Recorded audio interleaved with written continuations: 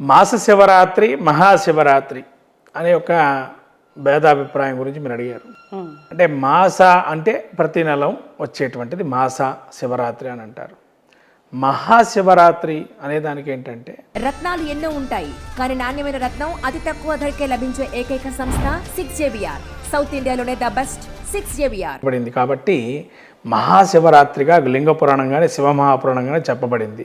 అందులో ప్రత్యేకంగా మనకు చెప్పారు. మాఘమాసంలో కృష్ణ చతుర్దశి రాత్రి వేళలో మనకు లింగోద్భవం జరిగింది. కాబట్టి అదే ఆదియు అంత్యము అంతా కూడా అదే అని చెప్పి అక్కడి నుంచి మనకు ప్రారంభంగా మహాశివరాత్రి అని అక్కడ పెట్టారు. మరి తర్వాత మాసంలో ఈ యొక్క మాస శివరాత్రి ఏమిటి అంటే మనకు పంచమహాపాతకాల గురించి తెలియాలి. ఫస్ట్ పంచమహాపాతకాలు ఏమేమి ఉన్నాయంటే బ్రహ్మహత్య, బ్రాహ్మణహత్య, గోహత్య, స్త్రీహత్య, భ్రూణహత్య. ఇటువంటివన్నీ కూడా పంచమహాపాతకాలు. ఇవన్నీ కూడా ప్రతి యుగంలోనూ జరుగుతూ ఉన్నాయి.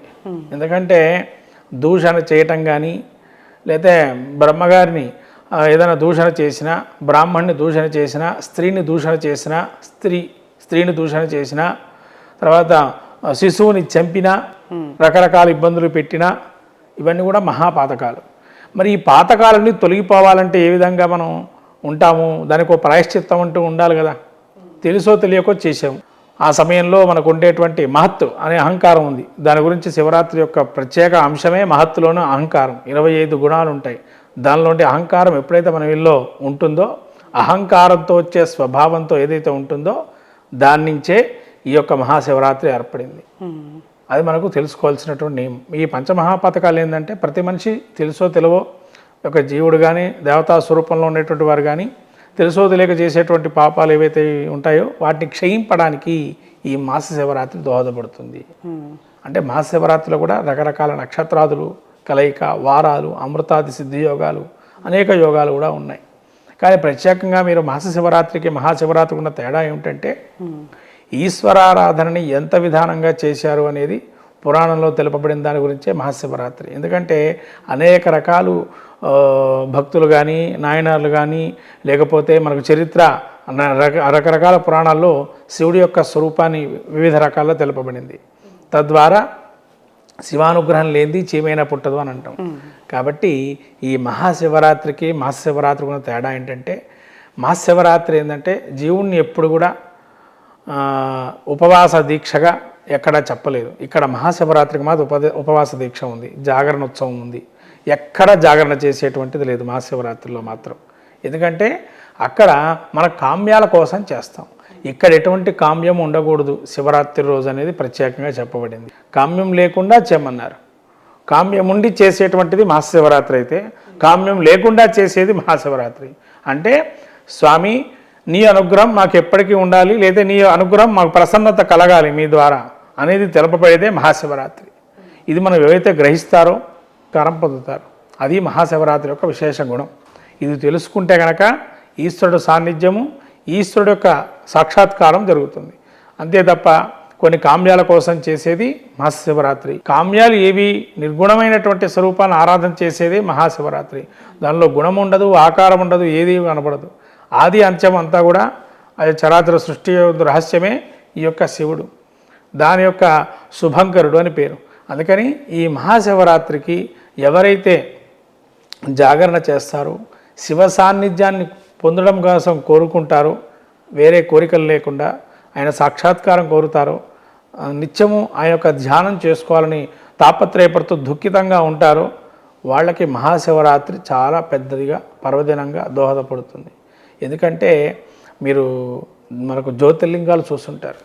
అసలు జ్యోతిర్లింగంగా ఉండేటువంటి విషయం ఏంటంటే జ్యోతిర్లింగాల్లో ప్రతి జ్యోతిర్లింగానికి ఒక విశేషమైన కథ ఉంది.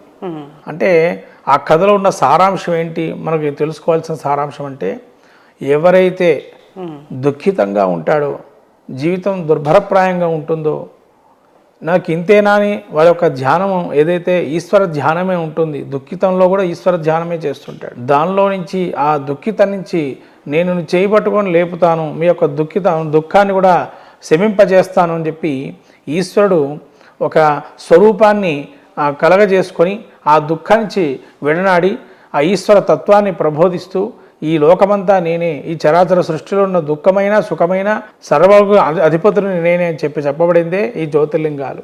కాబట్టి జ్యోతిర్లింగ క్షేత్ర దర్శనం కానీ తీర్థ కానీ అటువంటి మహారాజాన్ని ఈ మహాశివరాత్రి రోజు కనుక ఎవరైనా సందర్శించినా ఆ శివుడి యొక్క మహత్వం తెలుసుకోవాలనుకున్నా అటువంటి విశేషమైన గుణగణాలు స్వామివారి యొక్క లీలా వినోదాలు తెలుసుకునేటువంటి వారు అనేక రకాలుగా ధ్యానం చేసుకోవచ్చు. మహాశివరాత్రి ఆంతర్యాన్ని ఆధ్యాత్మిక రహస్యాన్ని చాలా చక్కగా చెప్పారండి. ఇక మహాశివుడు లింగ రూపంలో ఆవిర్భవించిన ఈ పర్వదినాన ఉన్న ఒక వృత్తాంతం ఉంది, ఒక కథ ఉంది లింగోద్భవానికి. ఆ చరిత్ర ఏంటి? ఇందులో మనకు పురాణాలు 2-3 రకాలలో పురాణాలు ఉన్నాయి. దానిలో కూర్మ పురాణం ఒకటి. కూర్మ పురాణంలో ఏం తలపబడిందంటే ఆదికి పూర్వం అంటే సృష్టి రహస్యంలో మొదలుగా వచ్చేటువంటి విషయం ఏంటంటే ఇక్కడ స్వయంగా నారాయణుడికి బ్రహ్మగారు ఒకానొక సృష్టిలో ఇంత అహంకారం అనేది పెళ్ళుబీకుతుంది. మనకు రహస్యం అదే, ఇందాక చెప్పినటువంటి రహస్యం కూడా అన్నాను. ఏదైనా ఒక మహత్తు, ఒక మహాస్వరూపాన్ని చూసినప్పుడు అహంకారం పెరుగుతుంది. ఇది నేనే, దీనికి అధిపతిని, అధినాథుణ్ణి అని చెప్పి. దానిలో ఇక్కడ బ్రహ్మగారు తన గర్భభంగం చేయటానికని శివమహాపురాణం తెలుపబడింది. కూర్మపురాణంలో ఏం తెలుపబడింది అని అంటే లింగోద్భవానికి సంపూర్ణమైనటువంటి చరాచర సృష్టిలో అది మూలము, ఆది యోగి అని అంటూ ఉంటాం. అది ఎలా సాధ్యమైంది అనేది కూర్మపురాణం తెలుపబడింది. అట్లనే లింగ పురాణంలో కూడా ఏం తెలుపబడింది ఉపపురాణంలో అంటే లింగ పురాణంలో కూడా మనకు నిర్వికార నిష్కలంకో నిరాభాసో అంటే నిత్యము సత్యముగా మన చరాచర సృష్టిలో జగత్తులంతా కూడా నేనే అని వ్యాప్తమై ఉన్నాను అని చెప్పేటువంటి రహస్యమే ఈ యొక్క శివుని యొక్క తత్వం. కాబట్టి అటువంటి తత్వాన్ని అవగతం చేసుకోవటానికి స్వామివారు ఒక స్వరూపంగా చూపించాలి. అక్కడ మీరు గ్రహించాల్సిన విషయం ఏంటంటే అన్నిటికీ ఆయుధాలు అంశాలు మనం చూస్తూ ఉంటాం. అంటే ఒక ఆకారాన్ని చూస్తే పలానా దేవుడు, పలానా ఆకారాన్ని చూస్తే పలానా విష్ణుమూర్తో, పలానా బ్రహ్మను, పలానా శక్తితో, ఇంకొక స్వరూపం, రకరకాల స్వరూపాలు ఉన్నాయి, దేవతా స్వరూపాలు. కానీ ఇక్కడ శివుడికి మాత్రం అటువంటి స్వరూపాన్ని ఇవ్వలేదు. ఇక్కడ ఒక పెద్దదైనటువంటి ఒక రాయి మాదిరి ఉండేటువంటి స్వరూపాన్ని చూపించారు ఇక్కడ. అంటే ఒక చీకట్లో ఉంచి ఉద్భవించిన ఒక శక్తి కాంతవంత వలయం ఏదైతే ఉందో ఆ వలయంలో ఉద్భవించినటువంటి మహత్తు తేజోరూపమే లింగరూపము.